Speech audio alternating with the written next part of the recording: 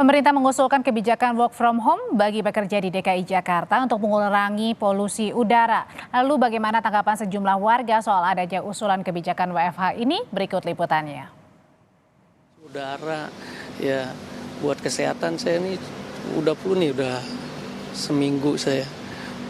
Jadi sakit tenggorokan, flu lah. Saya sih setuju aja mas, setuju mengurangi polusi, kemacetan.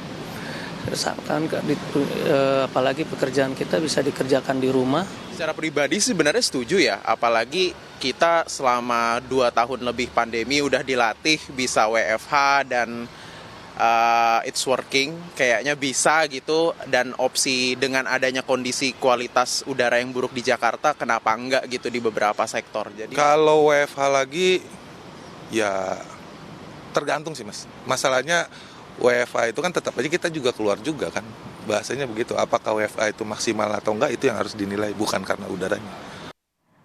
Memburuknya polusi udara di Jabodetabek belakangan membuat Presiden Jokowi mendorong sejumlah usulan kebijakan. Lebih lengkapnya kita akan tanyakan ke jurnalis Kompas TV, Jona Hamonangan di Kompleks Kepresidenan Jakarta. Jona, apa saja usulan jangka pendek untuk mengurangi polusi udara? Ya Audrey, terkait penanganan ini terbagi dalam 3 tahap, yaitu strategi pendek, menengah, dan strategi panjang. Nah, untuk strategi pendek ini yang pertama adalah memindahkan para pekerja, jadi istilah sederhananya adalah secara hybrid atau work from home. Namun terkait dengan work from home ini memang harus masih dikaji terkait dengan kebijakannya, apakah kebijakannya akan sama seperti dulu, apakah mungkin ada pembagian seperti 50-20 ataupun pembagian lainnya. Nah, yang kedua adalah adanya rekayasa cuaca. Jadi rekayasa cuaca ini merupakan intervensi langsung dari pemerintah.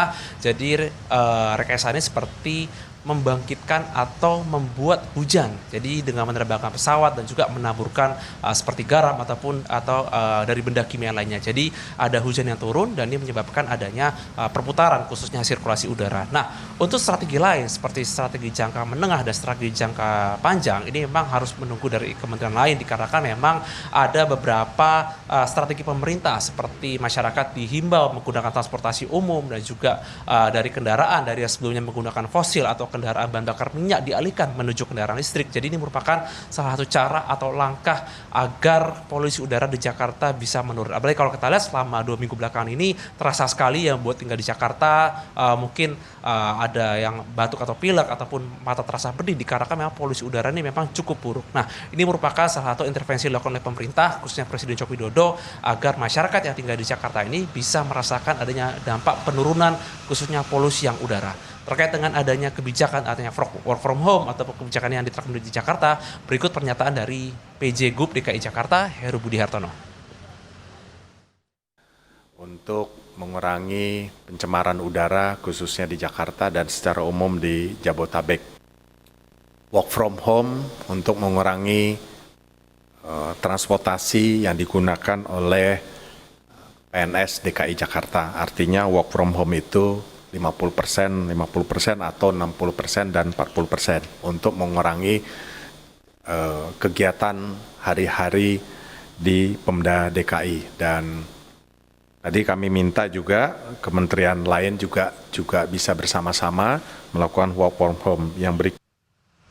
Ya Audrey, bila untuk strategi jangka menengah diarahkan masyarakat menggunakan kendaraan listrik, untuk strategi jangka panjangnya adalah akan dilakukan mitigasi. Nah, untuk mitigasi ini itu saja akan melibatkan beberapa stakeholder agar kebijakan menurunkan polusi akan berdampak sangat efektif dan masyarakat di Jakarta bisa merasakan efektivitas dari polusi yang rendah ini.